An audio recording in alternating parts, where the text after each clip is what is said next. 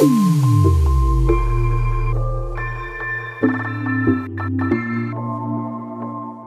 5 guarantee ఏదైతే ప్రకటించడం జరిగిందో ఆ కేంద్రాన్ని మనం ఇక్కడ ఏర్పాటు చేసుకుని నిర్వహించడం జరుగుతూ ఉంది. మన మధ్యలో నోడల్ ఆఫీసర్ గారు రామ్మోహన్ గారు ఉన్నారు.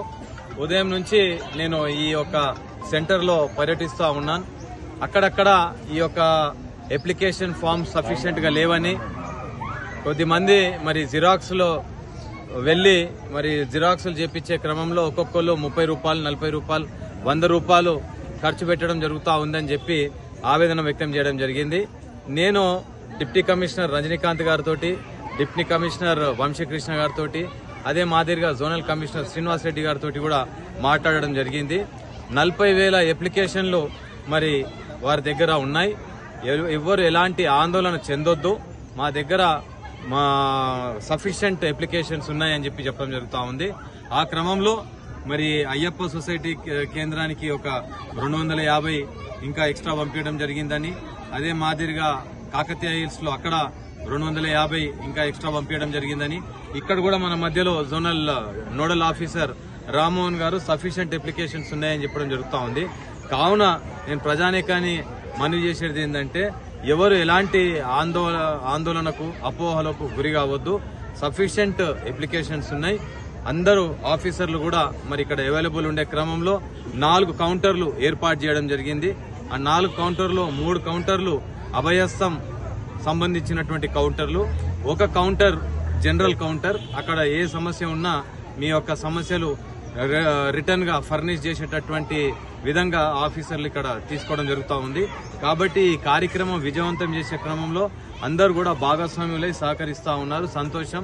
రాష్ట్ర ప్రభుత్వం మన గౌరవ ముఖ్యమంత్రి వర్యులు మరి ఏ విధమైనటువంటి ప్రకటన చేసి మరి మేడం సోనియా గాంధీ గారు 6 ఏదైతే గ్యారంటీలు మేనిఫెస్టో ద్వారా మరి ప్రకటించి చెప్పడం జరిగిందో దానికి అనుకూలంగా ఈ రోజు ఆచరణలో తీసుకొచ్చే విధంగా మరి 30 రోజులు కూడా పూర్తి చేసుకోలేనటువంటి ఇంకా ప్రభుత్వం 30 రోజుల లోపల గడువు లోపట్నే మరి ఒకటి ఇమ్మీడియట్ గౌరవ ముఖ్యమంత్రి వారి బాధ్యతలు తీసుకోగానే ఒకటి బస్సు ఉచిత ప్రయాణం మహిళల నిమిత్తమై మరి ప్రవేశపెట్టడం జరిగింది. ఈ రోజు మిగతా 5 పథకాలు ఏవైతే ఉన్నాయో మరి మహిళా మహాలక్ష్మి పథకం కానివ్వండి, అదే మాదిరిగా మరి గృహజ్యోతి 200 యూనిట్లకు సంబంధించి గాని, ఇంద్రమ్మ ఇండ్లు కానివ్వండి, అదే మాదిరిగా మరి వ్యాధిగ్రస్తులు గాని, లేకపోతే ఏదైతే 4,000 రూపాయల పెన్షన్ గాని, ఏదైతే వికలాంగులకు 6,000 పెన్షన్ సంబంధించింది కూడా, దాంతో పాటు మరి రైతు భరోసాకు సంబంధించినటువంటిది కూడా మరి పొందుపరిచి మనకు ఈ రోజు అప్లికేషన్ల ద్వారా మనం నింపి ఇవ్వడం జరుగుతూ ఉంది అని చెప్పడం జరుగుతూ ఉంది.